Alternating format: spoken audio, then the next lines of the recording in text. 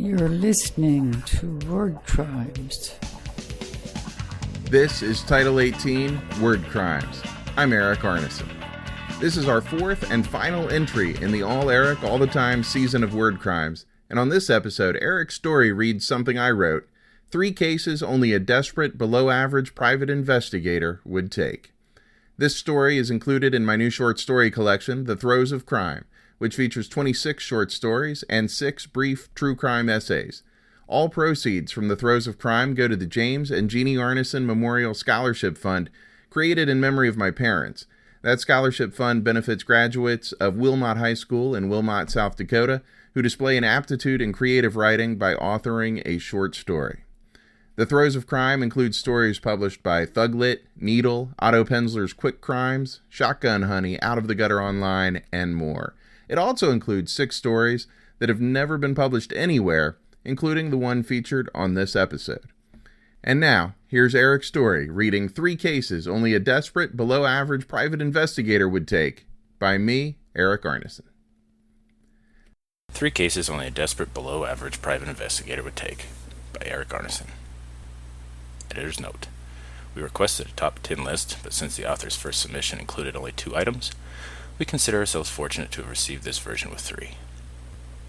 My name is Scott Keene, and I once worked in an office, a proper office, a government office with uniform cubicles and uncomfortable chairs and outdated computers for 6 months. That was the duration of my probationary period. At the end of it, all involved agreed it would be best for me to move on. My employee evaluation form, pronounced F in the vernacular of the bureaucracy, a fact that continues to amuse me more than it should, was littered with rankings of unsatisfactory and needs improvement. More of the former, which was worse than the latter. My next few jobs, the next 5 if I can be precise, ended in similar ways, although the head guy at the warehouse at Philly Frozen Foods didn't need to fill out a form and get HR involved to fire me. A simple, if overly direct, get the fuck out of here and don't let me see your ugly fucking face again, got the point across quite efficiently. I've been self-employed as a private investigator for the past 2 years and 9 months. 2 years and 1 month longer than I spent at any job where I had a boss. Fortunately, Pennsylvania doesn't make it terribly difficult to get a PI license. There are 3 primary qualifications. Be a U.S. citizen, be 25 years old, don't be a criminal. 2 other parts of the application did present modest challenges.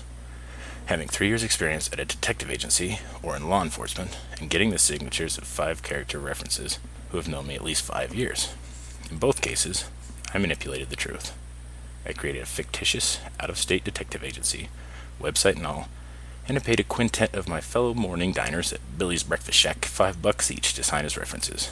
I calculated, correctly, that the government workers involved in processing the application would have neither the time nor the inclination to thoroughly examine an application that appeared to be in order.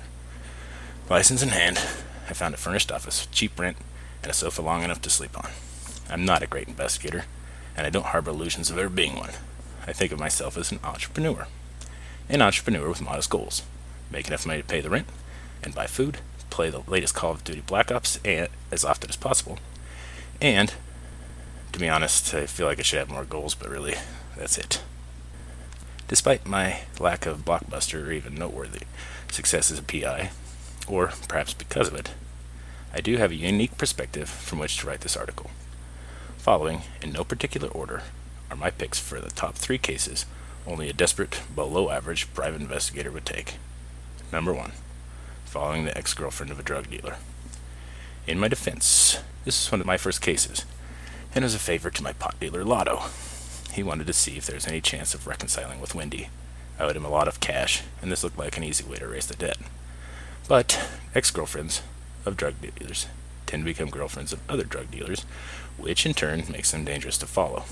I found that out when one of his thugs, to be clear I'm talking about the new dealer's thugs, not Lotto's thugs, spotted me, pistol whipped me, and dragged me in to see the big kahuna. I consider myself lucky to have emerged from the experience down just 3 teeth. Worst part of the whole thing is they stole my phone, so I didn't have any photos of Wendy, so Lotto decided he wouldn't cancel or even reduce my debt, and I had to buy a new phone. Number 2. Serving papers on a strip club bouncer. Generally speaking, process serving is the gravy part of this job. Decent pay with limited hassle. Also, generally speaking, bouncers who work at strip clubs are tougher than a week-old biscuit. Specifically speaking, the bouncer who works at Big Jack's His legal name is Harold Evans, but he goes by Bear. Didn't take kindly to being told his wife was leaving him and taking the children. I tried to break the news gently, which is to say, not tell him at all, by handing him the papers and sprinting away. But Bear grabbed my wrist, and when Bear grabs your wrist, you don't sprint anywhere. He asked what the papers were, and I made the mistake of answering honestly. Bear's response was a single punch to the left side of my torso that broke two of my ribs. It still hurts to take a deep breath when the temperature drops below freezing. Number 3. Luring a married politician to a hotel for illicit sex. I freely admit the dollar signs blurred my vision when I accepted this job. It's one thing to follow someone suspected of cheating and take a few snapshots. It's an entirely different thing to place an ad on Craigslist, wait for the right guy to respond, and record the entire encounter on a hidden camera. The political party that hired me, it doesn't matter which one, promised a 6-figure payday for incriminating footage. They delivered on the cash, but they also promised the footage would be kept private, shown only to the politician to secure his early retirement. You probably guessed, correctly, that the video turned up online. So that's yet another inexplicable thing I'll have to explain someday when I meet my future wife. I regret it almost enough to wish I'd turned down the cash. Now, please excuse me, the delivery guy is here with my egg rolls, and I have some black ops to conduct. That was 3 cases only a desperate, below-average private investigator would take by me, Erik Arneson, read by Erik Story.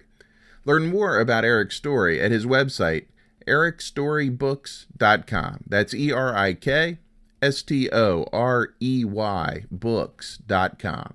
You can find links to everything about Erik's story and me, including our books, in the show notes for this episode at our website, wordcrimespodcast.com. I want to thank all of the Eriks, Erik Story, Eric Pruitt, and Eric Beatner, for helping out with this mini-season of Title 18 Word Crimes. When my usual co-conspirator Scott Detrow finishes covering the U.S. presidential race for NPR, we should get back to our normal programming. You can listen to or download the entire Word Crimes catalog on iTunes or Stitcher, or at our website, wordcrimespodcast.com. If you enjoy Word Crimes, please take a minute to rate the podcast on iTunes or Stitcher.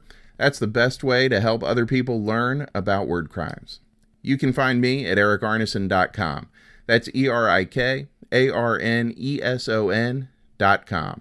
You can find information about my first book, a short story collection called The THROES of Crime, at my website. All proceeds from the THROES of Crime go to the James and Jeanne Arneson Memorial Scholarship Fund, which benefits graduates of Wilmot High School in Wilmot, South Dakota. At my website, you can also find a free comic book, stories in Spanish, and much more. I'm also at Erik Arneson on Twitter and easy to find on Facebook.